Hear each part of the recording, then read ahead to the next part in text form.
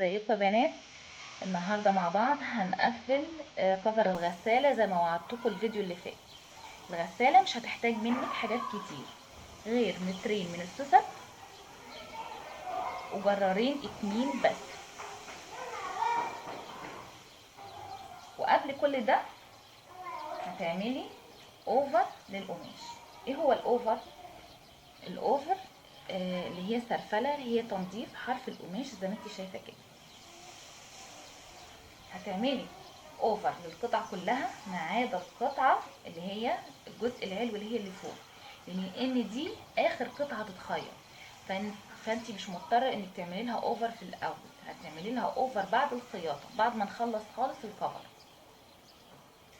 اول حاجه هنعملها هي تركيب السوست.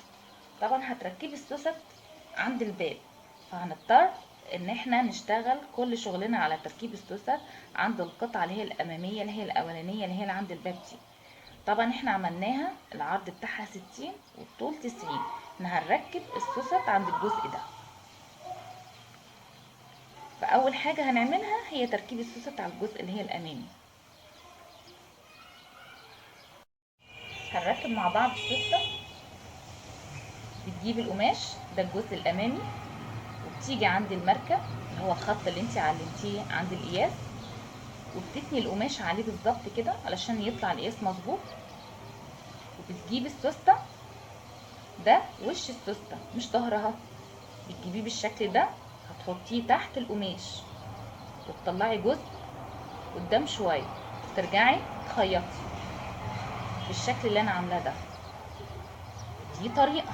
في طريقه تانية انك بتجيبي القماش كده بتفرديه، وتجيبي السوسته دي وشها وتقفليها بالشكل ده، وترجعي تخيطي هنا. بعد ما تخيطي هترجعي تقلبي القماش بالشكل ده، هتبقى اتخيطت معاكي السوسته، هترجعي تعيدي عليها خياطه من قدام تاني. دي طريقتين لتركيب السوست، واي طريقه انت بترتاحي لها اعمليها. هنخيط دلوقتي بالطريقه الاولانيه اللي انا قلت لكم عليها. باجي عند الخط ده واتني واركب. هركبها دلوقتي على المكنه واوريكم. بالشكل ده هتخيطي السوسته،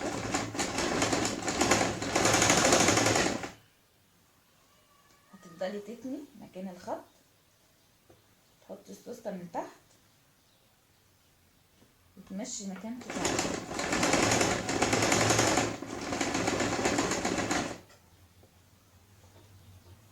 ده شكل السوسته مع التركيب.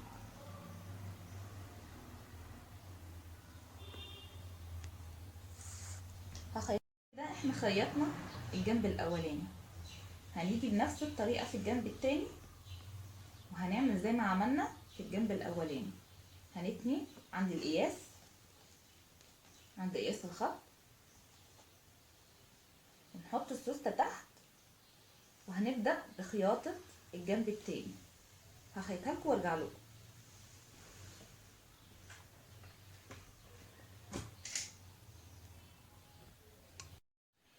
ده شكل القماش بعد تركيب السوست في الثلاث قطع.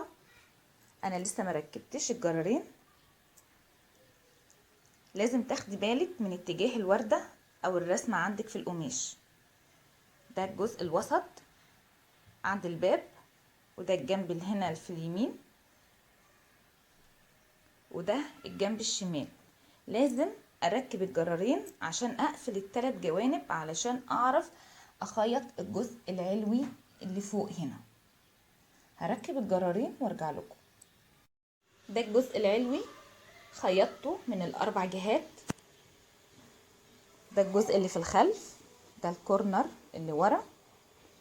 قبل خياطتك للجزء اللي هو الخلفي بتعملي تانية لحرف الجنب. طبعا انا سايبه هنا فيه زياده. ده الشكل من ورا. الجهه التانية انا سبتها عشان حبيت اللي انا اوريها لكم ازاي بتتقفل.